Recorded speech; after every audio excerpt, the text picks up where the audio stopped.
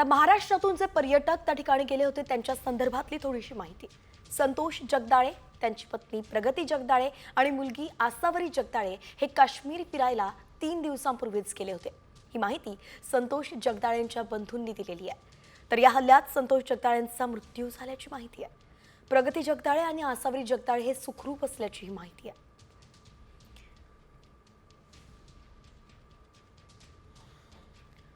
सचिन जाधव आपले प्रतिनिधी आपल्या सोबत जोडले गेलेत। सचिन, काय सांगाल, हे नेमकं कुटुंब जे फिरायला गेलं होतं ते कुठलं होतं आणि त्यांच्या संदर्भातली अधिकची सविस्तर माहिती सध्या काय येते?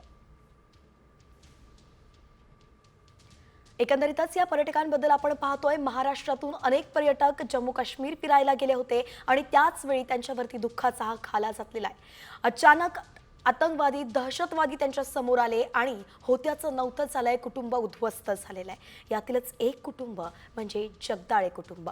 पुण्यातून हे कुटुंब खरं तर जम्मू काश्मीरला फिरायला गेल्याची माहिती आहे आणि यामध्ये बाप, लेक आणि आई असं तिघांचं हे कुटुंब होतं आणि अचानक त्यांच्यावरती काळानं घाला घातलेला आहे। या कुटुंबाचा कुटुंब प्रमुख संतोष जगदाळे यांचा जीव गेलेला आहे, तर त्यांची पत्नी आणि मुलगी सध्या आर्मी कॅम्पमध्ये सुरक्षित असल्याची माहिती आहे। खरं तर जगदाळे कुटुंबाने कधी विचारही केला नसेल की त्यांच्यासोबत असं काही होईल।